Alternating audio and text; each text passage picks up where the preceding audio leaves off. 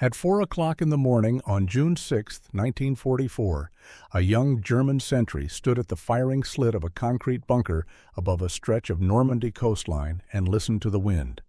He had listened to that same wind for 3 nights now, and it had become the most comforting sound he knew.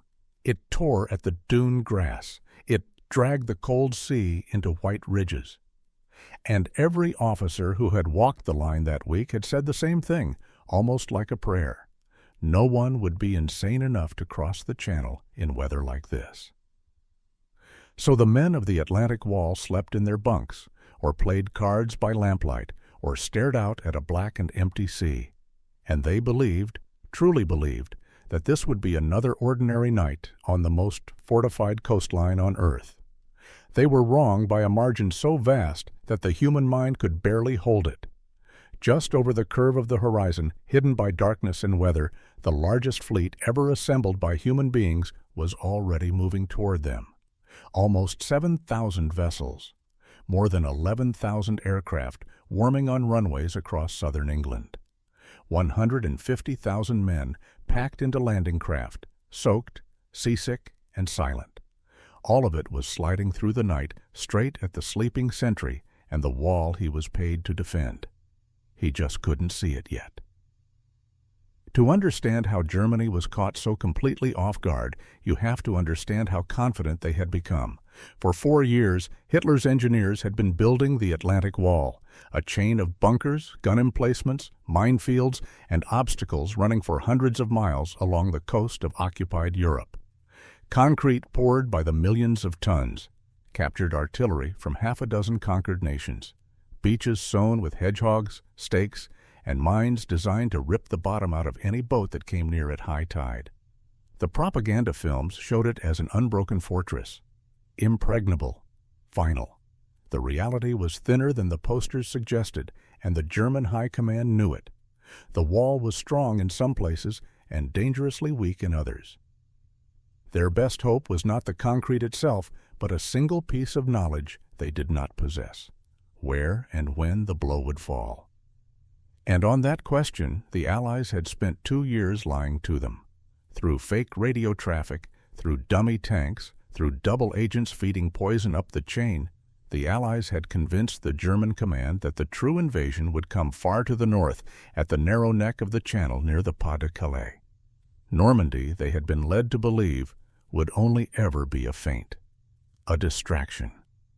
So the heaviest German divisions, the ones that mattered most, waited 200 miles away from the beaches where the storm was about to break. There was one more piece of bad luck waiting for the defenders, and it had a name. Field Marshal Erwin Rommel, the man placed in charge of stopping exactly this kind of landing, was not on the coast that night. He had looked at the same foul weather reports as everyone else, concluded that no attack was possible for days, and driven home to Germany. It was his wife's birthday on June 6th, and he intended to be there for it. The single commander most obsessed with destroying the invasion on the waterline was asleep in another country when the invasion arrived. So picture the German position in the last hour of darkness. The one general who feared this moment was gone. The strongest reserves were waiting in the wrong place, and the men actually holding the bunkers had been told over and over that the weather had bought them another quiet night. Then the sky began to change. It started, for many of them, not with ships, but with sound. Long before dawn, the men inland heard the drone of aircraft engines. Not the usual scattered raid, but a deep grinding roar that seemed to fill the whole sky and never stop. Behind the beaches, in the dark fields of Normandy, thousands of Allied paratroopers were already falling out of that roar, landing in flooded marshes and hedgerows, cutting telephone wires, seizing bridges, and turning the German rear into chaos. Reports began flooding into command posts. Enemy soldiers here, enemy soldiers there, gunfire in a dozen villages at once. Some officers dismissed it as panic. Others simply could not get a clear picture because the lines kept going dead. And then, as the first gray light crept over the water, the men in the coastal bunkers looked out at the channel, and the sea was gone. That is how survivors would describe it for the rest of their lives. They looked toward the horizon expecting the same empty gray water they had watched for months, and instead they saw ships. Not a few ships, not a raid, an entire steel city floating where the ocean used to be. Battleships and cruisers and destroyers, transport vessels beyond counting, landing craft churning toward the shore in long, deliberate lines. Barrage balloons hanging above the fleet like a ceiling. The sea itself had been swallowed by the sheer number of hulls. One German artillery officer, staring through his binoculars at the impossible armada, is said to have spoken the only words that fit the moment. He told the man beside him quite simply that this was the end, not a raid, not a feint, the end. For a few suspended seconds there was disbelief. Men rubbed their eyes, they argued with each other. They picked up field telephones and tried to report what they were seeing, and on the other end of the line, staff officers struggled to believe them because the message coming up from the coast sounded less like a military report and more like a hallucination. Thousands of ships, the whole horizon.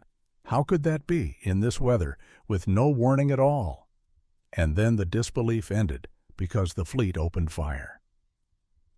The naval bombardment of the Normandy coast was one of the most violent things ever directed at a single stretch of land.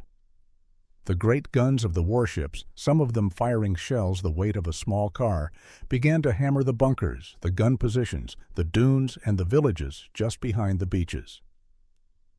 To the men inside the concrete, it was not like being shelled.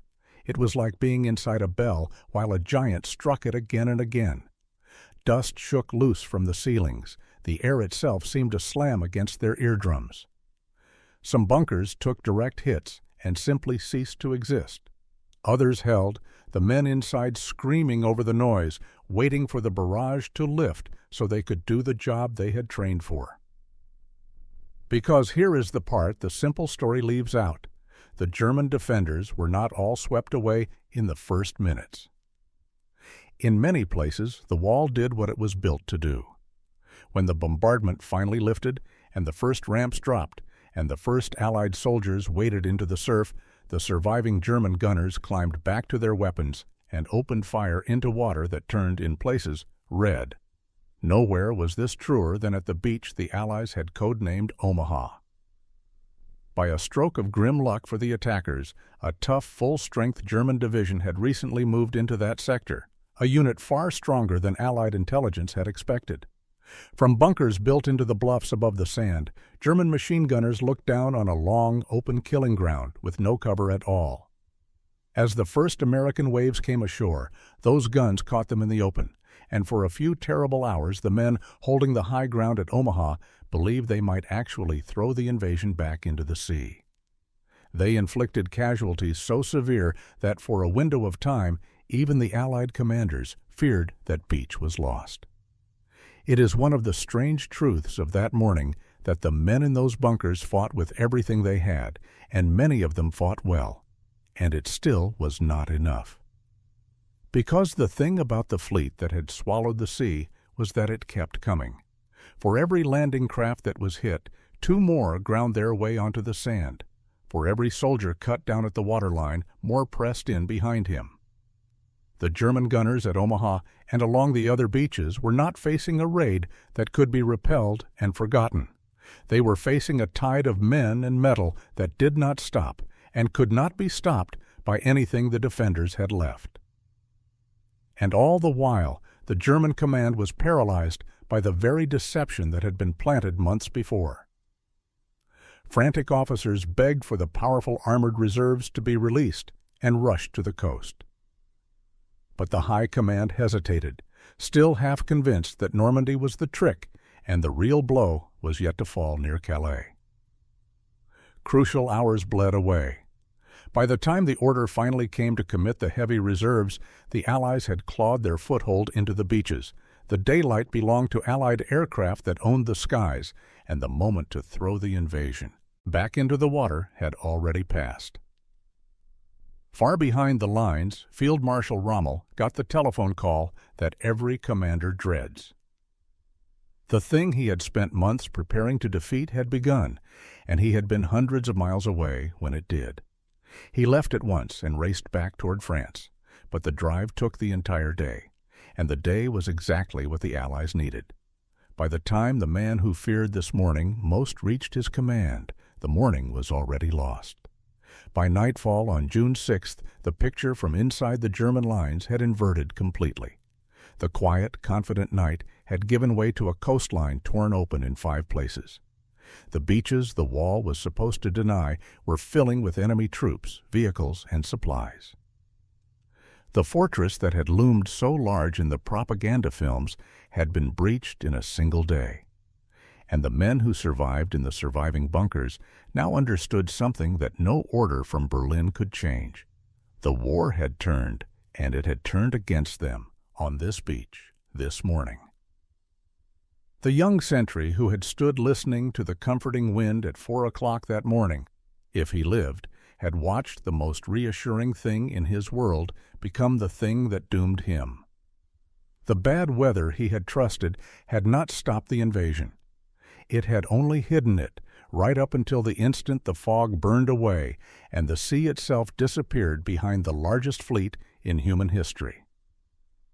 That is the part worth sitting with. We remember D-Day, rightly, through the eyes of the men who climbed out of those landing craft and ran into the guns. Their courage is the reason the day is sacred. But there is a second, quieter lesson waiting on the other side of the beach. In the bunkers, behind the binoculars, among the men who were certain, right up until dawn, that nothing was coming. They had the concrete. They had the guns. They had 4 years of preparation and a wall hundreds of miles long. What they did not have was the truth. They had been told where the enemy would land, and the telling was a lie.